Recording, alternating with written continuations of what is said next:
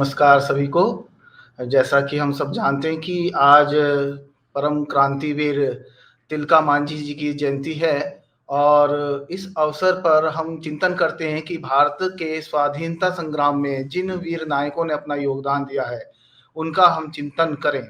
भारत में विभिन्न समुदायों ने भारत की आज़ादी के लिए अथक परिश्रम किया है। ऐसा ही एक समुदाय है अपना वनवासी जनजातीय समुदाय, जिस पर चर्चा कम की जाती है। आज हम इसी विषय पर बात करेंगे। हमारा आज का विषय है कि आज़ादी की लड़ाई में वनवासी समाज की क्या भूमिका रही है। इस विषय पर परिचर्चा के लिए आज हमारे साथ एक विशिष्ट अतिथि हैं, जिनका मैं आपका परिचय करा देता हूँ। आज के हमारे विशिष्ट अतिथि हैं डॉक्टर राजकिशोर हांसदा जी। ये संघ के स्वयंसेवक हैं जो 1983 में संघ से जुड़े, 1986 में संघ के विस्तारक बने और 1992 में ये जिला प्रचारक रहे और 1993 में ये वनवासी कल्याण आश्रम से जुड़कर वनवासी क्षेत्र में लगातार काम कर रहे हैं और आज एक पूर्णकालिक कार्यकर्ता के रूप में वहां पर ये कार्यरत हैं, सेवारत हैं। आज का इनका जो परिचय है, जो वर्तमान में वे जनजाति सुरक्षा मंच दुमका झारखंड में राष्ट्रीय सह संयोजक हैं। भाई साहब, मैं प्रेरणा परिवार की ओर से आपका हार्दिक अभिनंदन करता हूं। मैं डॉक्टर प्रताप निर्भय सिंह प्रेरणा परिवार की ओर से इस कार्यक्रम का प्रारंभ करता हूं। भाई साहब, आपका बहुत बहुत स्वागत है। जैसा कि मैंने आपको बताया कि आज का हमारा यह कार्यक्रम वनवासी बंधुओं का जो योगदान है आज़ादी की लड़ाई में, उस पर केंद्रित है। तो मैं जानना चाहूँगा आपसे कि स्वतंत्रता की आंदोलन की जो ये लड़ाई है, उसमें वनवासी समाज की क्या भूमिका रही है? मैं बता दूं कि हमारा जो जनजाति समाज है, ये सदियों से, मतलब ये आधुनिक काल नहीं, ये प्राचीन काल से, सनातन युग से, और इस देश और धर्म के लिए सदा ही इनका योगदान रहा है। चाहे वो त्रेता युग का काल होगा, द्वापर युग का काल होगा, और आधुनिक समय में भी छत्रपति शिवाजी के समय होगा, राणा प्रताप जी के समय होगा, सब समय और आधुनिक समय में भी। अब ये जो अंग्रेज के विरोध में जब संघर्ष शुरू हुआ, एक प्रकार से कहा जाए, यहाँ जो बिहार में जो बाबा तिलका मांझी हुए, 11 फरवरी 1750 को उनका जन्म होता है और वो भागलपुर के नजदीक में, बिहार में भागलपुर जो गंगा जी के तट पर है, अवस्थित है वो शहर जो है, वहाँ तिलकपुर नाम का एक गांव है और उस गांव में बाबा तिलका मांझी, उनका नाम तिलक मुर्मू था, जन्म होता है। और एक प्रकार से हम कह सकते हैं कि आजादी का ये प्रथम स्वतंत्रता सेनानी भी कह सकते हैं बाबा तिलका मांझी को। उन्होंने जो संघर्ष किया वो बिल्कुल अद्भुत था। उनके जो पिताजी थे ना, वो उस गांव के ग्राम के प्रमुख थे, पुजारी भी थे। उनका जो पूजा स्थान था, वहां वो पूजा करते थे, मांझी थान होता था। तो बाद में ये भी पुजारी, मतलब कि मांझी थान के पुजारी हो गए और मांझी राम भी हो गए। तो उस प्रकार से ये मांझी, तिलका मांझी बोलते हैं इनको। और वो सब प्रकार से वो उनको ये उनको मालूम था और पिताजी से ही उनको सब प्रकार का जो ज्ञान है उनको मिला था। चाहे वो युद्ध कला हो, चाहे भक्ति करने का जो है ज्ञान का, सभी प्रकार का जो हथियार वगैरह चलाने का भी, और साथ साथ ना बांसुरी बहुत बढ़िया बजाते थे। तो इस प्रकार से उनका ये था। एक बार उनका जो एक घटना घटित हुआ वहां पर एक पूजा कर रहे थे अपना मांझी थान में। तो एक पादरी आया और वो पूछा यहाँ क्या हो रहा है। तो वो तिलका मांझी बोलते हैं कि हम अपना देवता का यहाँ पर और भगवान का हम पूजा कर रहे हैं। तो बोला कि ये पत्थर जो है ना, इसमें तुम पूजा करता है, क्या मिलता है इसमें? बोला इसमें ये पत्थर नहीं, हमारा देवता है, भगवान है, इससे हमको शक्ति मिलता है। अच्छा, तो व्यंग करने लगा, तुम इसमें तुम्हारा शक्ति है, तुम दिखा सकते हो अपना देवता का, भगवान का? तो बोला हाँ मैं दिखा सकता हूँ। और वो चैलेंज किया कि एक ठीक है, तुम्हारा देवता में, भगवान में यदि शक्ति है तो हम एक बकरा लाते हैं, लोहे का बकरा लाते हैं और उसको तुम काट करके दिखाओ। तो वैसे ही निश्चित दिन हुआ और लोहा का बकरा लाया वो। और तिलका मांझी बड़ा ही नियम के साथ और पूजा करने के लिए निश्चित दिन में वहां पर गए हैं। और लोहे का बकरा को वहां पर पहले तो पानी उनी छिड़क करके उसको पवित्र किया गया, फिर बाकी तेल और सिंदूर वगैरह लगाया। और फिर ना तिलका मांझी वो बांसुरी बजाने लगे। और बांसुरी जो बजा रहे थे वो मंत्र बजा रहे थे। और एक समय ऐसा आया कि बिजली के जैसा उनके हाथ में ये तरंग जैसा होता है ना, करंट जैसे आता है, इस प्रकार से। और अचानक उस बांसुरी से उस गर्दन में वार किए। और फिर जो है ना, लोहे का बकरा का गर्दन वो अलग हो गया और पूरा खून निकलने लगा। तब पादरी जो ना वहां से भागने लगा, कहा कि रुको रुको, लेकिन वो भाग गया। तब वहां अगस्टस क्लीवलैंड करके वहां का जो कमिश्नर था भागलपुर का, फिर उसको बताया एक ऐसा चमत्कार मैं देख करके आ रहा हूँ वहां, तिलका मांझी ने लोहे का बकरा को बांसुरी से काटा। तब फिर बाद में वो उनका मांझी स्थान को, जो मांझी स्थान को भ्रष्ट किया गया, नष्ट भ्रष्ट किया। इसके बाद तिलका मांझी ने और वो समाप्त करने का ये ठान लिया कि जो हमारा देवता को अपमान किया, हमारा पूजा स्थान को नष्ट किया, उसको हम छोड़ेंगे नहीं। और तब से वो एक प्रतिज्ञा कर लिया, जब तक उस अगस्टस क्लीवलैंड को खत्म नहीं करेंगे तब तक हम चैन नहीं लेंगे।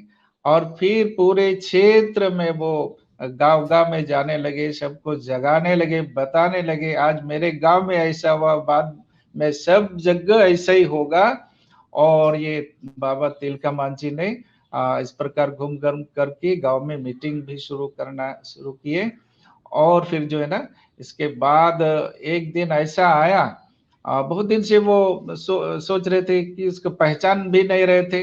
लेकिन ऑफिस से और कोठी वो जाते थे ना एक निश्चित समय में, आगे पीछे घोड़ा में बाकी सिपाही रहता था, बीच में विशेष प्रकार का वस्त्र पोशाक धारण किए हुए, तो वो समझ गए यही व्यक्ति है अगस्टस क्लीवलैंड। और वो एक दिन ताड़ के पेड़ में चढ़ करके तीर धनुष लेकर के, और वो पहले से बैठा हुआ था, और जैसे ही उसके सामने से गुजर रहा था, एक तीर छोड़ा और सीधे अगस्टस क्लीवलैंड के सीने में लगा। और वो तो साउंडलेस होता है तीर, तो साउंड भी नहीं आया, और अचानक पता नहीं चला उन लोगों को, और वो गिर गया। और फिर जो है ना, हक्का बक्का हो गए, क्या हो गया। और तिलका मांझी जो है ना, ऊपर से ही वो तार गाछ पंक्ति में था, एक तार से दूसरे तार ऊपर ऊपर ही बाद में जंगल में भाग गए। और बहुत दिनों तक जंगल में छिपे रहे। बाद में हर समय और गद्दार लोग रहे हैं उस समय भी, कुछ ऐसे अंग्रेज का वो जो दलाल लोग, उनको फिर पकड़ा दिया। और फिर जो है ना, वो जो उनके साथ जो बर्ताव हुआ, उनको पकड़ करके घोड़ा में, भागलपुर में एक मैदान है, फील्ड है, सैंडिस कंपाउंड, उसमें पूरा घोड़ा में बांध करके घसीटा गया। और जब वो अधमरा हो गया, तब फिर भी, और एक बड़का पेड़ था बरगद का, और वहां रस्सी से बांध करके फांसी दिया गया। आज जो वहां पर तिलका मांझी चौक है, उसके नजदीक में ही बर गाछ के पेड़ के नीचे और वहीं पर बाद में दफन कर दिया, और उसी जगह में वो स्टेचू बना हुआ है, विशाल स्टेचू। तो हम सुनते आए हैं पहले से कि इसमें संथाल जनजाति भी एक ऐसी रही है जिन्होंने अपने आज़ादी के आंदोलन को बड़ी गति दी है। तो आपसे मैं जानना चाहूँगा कि जो संथाल जनजाति है अपनी, वह किस प्रकार से सनातन और हिंदू संस्कृति से संबंधित है? वास्तव में संताल जनजाति जो है शुद्ध रूप से ये सनातनी है, और मैं कह सकता हूँ जो सनातन धर्म, वो संस्कृति जो है, ये उसका मूल जो है ना वो प्रकृति है।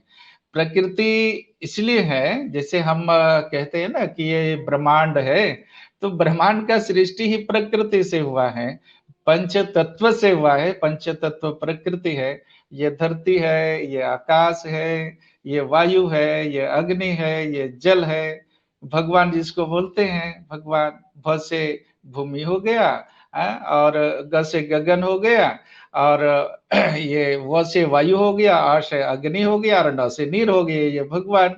तो भगवान तो प्रकृति है। तो ये हमारा संताल समाज प्रकृति, भगवान को मानते हैं, प्रकृति को मानते हैं, पूजते हैं, और संरक्षक भी हैं प्रकृति के। और माने एक सनातन का आधार भी हम कहेंगे। सनातन धर्म में जैसे कि हम कहते हैं ना, वैष्णव, शैव और शाक्त, ये जो है ना मातृशक्ति, ये भी आदि शक्ति, ये तो शक्ति है शाक्त जो है। और विष्णु भगवान को मानने वाले वैष्णव हो गए, और शिव को मानने वाले शैव हो गए। तो संताल जो है अपने सृष्टिकर्ता को ठाकुर जी कहते हैं, ठाकुर जी, अर्थात भगवान विष्णु वो हमारे सृष्टिकर्ता है, ठाकुर जी। और मारांग गुरु को मानते हैं। मारांग गुरु का अर्थात, मारांग मतलब बड़ा हो गया, और बुरु माने पहाड़। तो भारत का सबसे जो बड़ा पहाड़ है वो हिमालय पहाड़ है। वहाँ कैलाशपति जी रहते हैं, अर्थात भगवान शंकर शिव जी रहते हैं। हमारा मारांग गुरु वहीं रहते हैं। तो हम मारांग गुरु को मानते हैं, महादेव जी को मानते हैं, इसीलिए हम शैव भी हैं। और भगवान विष्णु को मानते हैं, माने ठाकुर जी को मानते हैं, तो वैष्णव भी हैं। और हम, हमारा जो जाहिर थान है, वहां पर जाहिरेरा और गोसाईरा को मानते हैं, अर्थात हमारा देवी के रूप में भगवती आदि शक्ति दुर्गा और आदि शक्ति महाकाली का जो रूप है, जाहिरेरा और गोसाईरा, वो देवी को, आदि शक्ति को मानते हैं। हम शाक्त भी हैं। इसलिए जो सनातन का मूल है वो संताल जनजाति वो करते हैं। तो मूल बात ये है। दूसरी बात और भी देखेंगे उसमें, उदाहरण के तौर पर, जैसे हम त्रेता युग का रामायण से लेते हैं, तो रामायण में जो बातें हैं वो हमारे व्यवहार के अंदर में संताल समाज में आज भी है। वेद को हम प्राचीन जो ग्रंथ है ऋग्वेद, उसके अंदर जो बातें हैं वो संताल समाज के अंदर, व्यवहार के अंदर में है। जैसे उदाहरण के तौर पर ऋग्वेद में कहते हैं अतिथि देवो भव। अतिथि देवो भव अर्थात जो अतिथि होते हैं वो देवता समान होते हैं, भगवान के बराबर होते हैं। तो हमारे संताल परिवार में कोई भी एक अतिथि, नए हो पुराने हो, छोटे हो बड़े हो, आए तो सबसे पहले आसन देते हैं उनको बैठने के लिए, जो भी उपलब्ध हो। इसके बाद एक बहुत अच्छा, सबसे अच्छा उनके घर में जो लोटा होगा वो अंदर में रहता है। अतिथि आते हैं तभी निकालते हैं, वो निकाल करके कोई एक महिला, और वो जो है पूरा मांझ करके, चमका करके एक लोटा जल अतिथि के सामने वो रखती है। और फिर रिश्ता नाता जो बड़े छोटे के अनुसार प्रणाम पाती वो करती है। यदि वो बड़े हैं तो प्रणाम करती है, यदि छोटे हैं तो आशीर्वाद देती हैं वो। तो इस प्रकार से बारी बारी से क्रमशः सभी सदस्य उस परिवार के आकर के उनको प्रणाम करते हैं। जिस प्रकार एक व्यक्ति रात में सोते हैं और सुबह उठ करके किसी नदी या तालाब में जाते हैं, तन मन को और शुद्ध करते हैं और पवित्र वस्त्र को धारण करते हैं, एक लोटा जल पुष्प ले करके किसी देव थान में जाता है और फिर पत्र और पुष्प और जल को समर्पण करता है, फिर प्रणाम पाती करता है। ठीक वैसे ही संताल परिवार में अतिथि आए तो वैसे ही व्यवहार करते हैं। इसीलिए मैं कहा व्यवहार में आज भी यहाँ पर है, लेकिन लिखित में वहाँ ऋग्वेद के अंदर है। और वसुदेव कुटुंबकम बोलते हैं, ये भी हम संताली भाषा में भी बोलते हैं कि पेड़ा जो है, पेड़ा का अर्थात अतिथि और अपना जो अपने हैं, निकट के हैं, सदस्य है, ये विश्व जो है ना एक परिवार है, इसलिए हमारे सभी हैं। तो इसीलिए कहते हैं कि नुइदय होड़ पेड़ा करना, संताली भाषा में मतलब नुइदय होड़ पेड़ा करना, अर्थात यह संताल अतिथि है। नुइदय दिको पेड़ा करना अर्थात ये गैर संताल अतिथि है। नुइदय मुस्लिम पीड़ा करना, नुइदय ईसाई पीड़ा करना, नुइदय यहूदी पीड़ा करना, अर्थात दुनिया के सभी हमारे अपने हैं, अतिथि हैं, एक परिवार के हैं। तो ये वसुदेव कुटुंबकम का जो भाव है ये भी संताल समाज में आज भी है। नहीं, आपने भाई साहब बहुत अच्छी तरह से बताया कि किस प्रकार से शैव, शाक्त और वैष्णव संप्रदाय की जो सनातन मान्यताएं हैं वह आज भी हमारी संथाल और वनवासी जातीय समुदाय में किसी न किसी रूप में प्रचलित हैं और आज उनकी जीवन शैली का एक अभिन्न अंग है। बहुत अच्छी तरह से आपने समझाया, केवल शब्दों में भिन्नता है और शब्दों में भिन्नता के आधार पर ही मैं आपको एक शब्द की ओर ध्यान दिलाना चाहूंगा कि जिसका लाभ राष्ट्र विरोधी शक्तियों ने बहुत उठाया।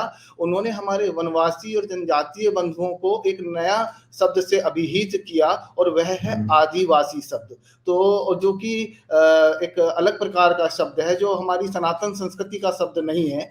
तो मैं आपसे जानना चाहूंगा कि ये आदिवासी शब्द अपनी सनातन बंधुओं के लिए किन्होंने इसको प्रारंभ किया और उनकी क्या ऐसी मंशा थी कि उन्होंने इस शब्द को एक प्रकार से स्थापित कर दिया हमारी संस्कृति में।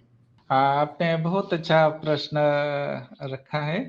ये वास्तव में इस देश के जो सत्य युग से, त्रेता युग से, द्वापर युग से इस देश में रहते आए हैं और यहाँ का जो संस्कृति को उस समय से लगातार उसको मानते आ रहे हैं, तो वास्तव में वो सभी के सभी आदिवासी हैं और सभी माने सनातनवासी हैं, अनादिवासी हैं। और ये जो यही आदिवासी हैं और बाद बाकी गैर आदिवासी हैं, मतलब हाल के वासी हैं, हालीवासी हैं। ये जो है जब अंग्रेज इस देश में आया और उसको जो है यहाँ का सनातन धर्म को, हिंदू धर्म को और कमजोर करना है, समाप्त करना है, तो और अपना राज सत्ता को भी लंबे समय तक वो कायम रखना है।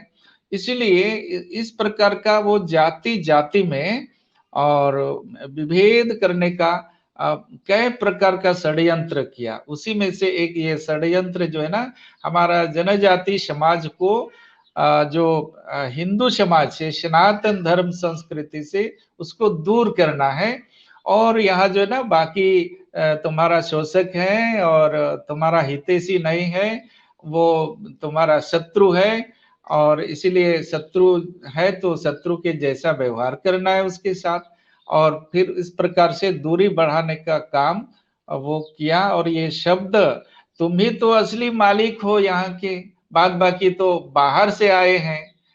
जबकि अंग्रेज ही फिर लिखा है कि ये जो जनजाति है, जय संताल है, ये कोई ऑस्ट्रेलिया से आए हैं, वो उसके बारे में भी ऐसे लिखा है। तो इसलिए संताल अपने को ऑस्ट्रिक बोलता है, माने उस देश से आए हैं, उधर से आए हैं। माने संताल भी, जनजाति भी, आदिवासी भी यहाँ का नहीं है, वो भी बाहरी है, लेकिन सबसे पहले वो आया, ऐसा बता रहा है।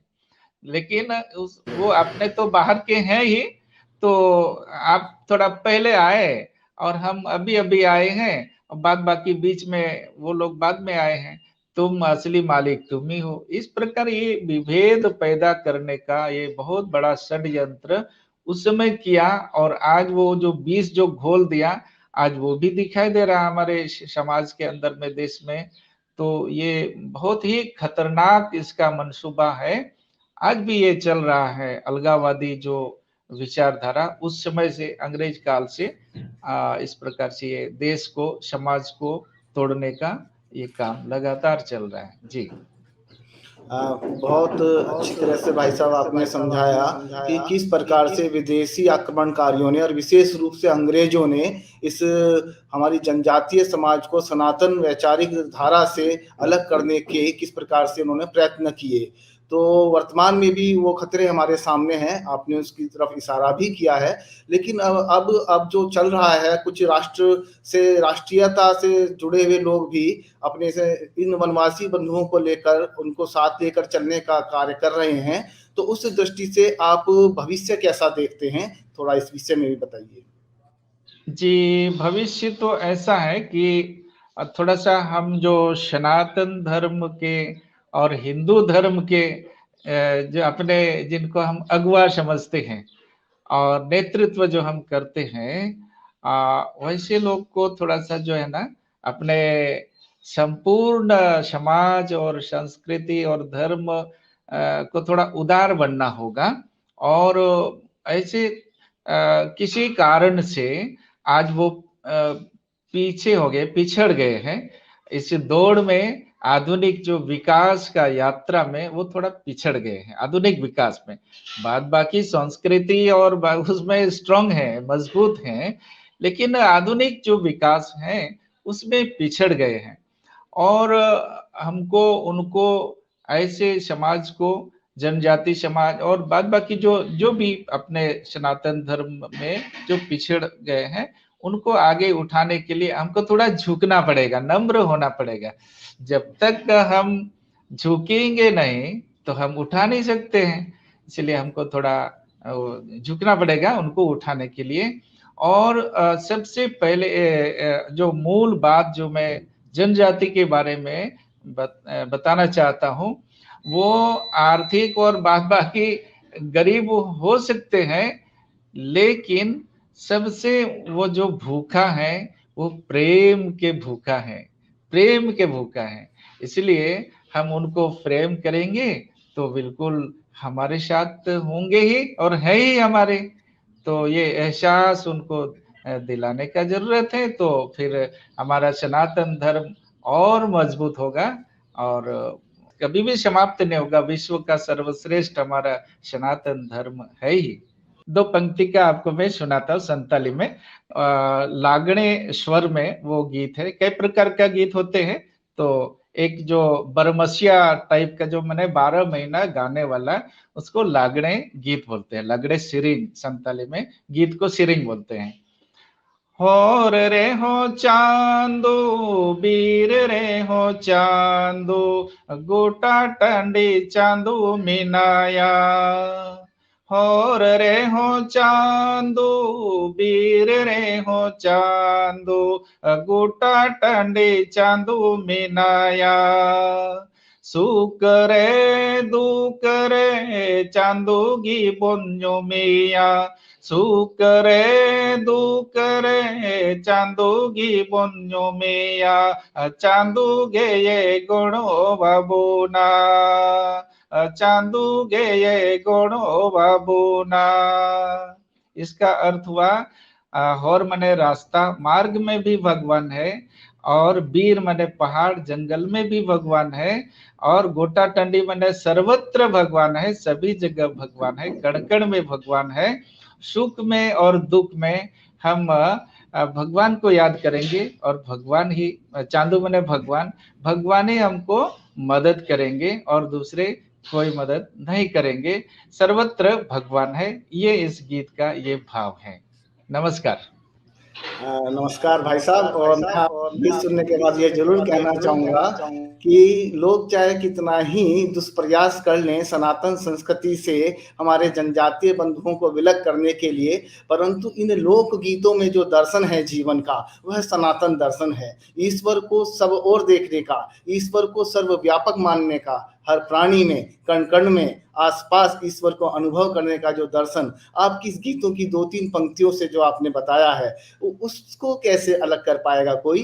तो निश्चित रूप से सनातन का अविभाज्य अंग है ये वनवासी संस्कृति, और ये कहने में भी कोई दो राय नहीं है कि सनातन धर्म की जो मूल्य आज शहरी जीवन में निर्मूल होते जा रहे हैं, दिखाई नहीं देते हैं, उनको आज भी वनवासी समुदाय ने संजोए रखा है और उसका अनुपालन भी वे अपने जीवन में कर रहे हैं। तो इस संबंध में जो भी जानकारी आपके द्वारा दी गई है, उससे हमारे श्रोता और दर्शक निश्चित रूप से लाभान्वित भी होंगे, और ये जो प्रश्न उठाए गए हैं उनके उत्तरों में उन समस्याओं के समाधान भी छिपे हैं जो समस्याएं आज हम वनवासी क्षेत्रों में देख रहे हैं।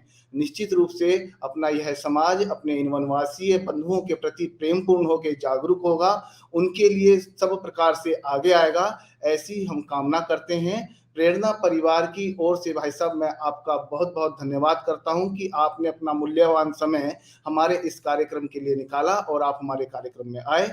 बहुत बहुत धन्यवाद भाई साहब। नमस्कार। नमस्कार।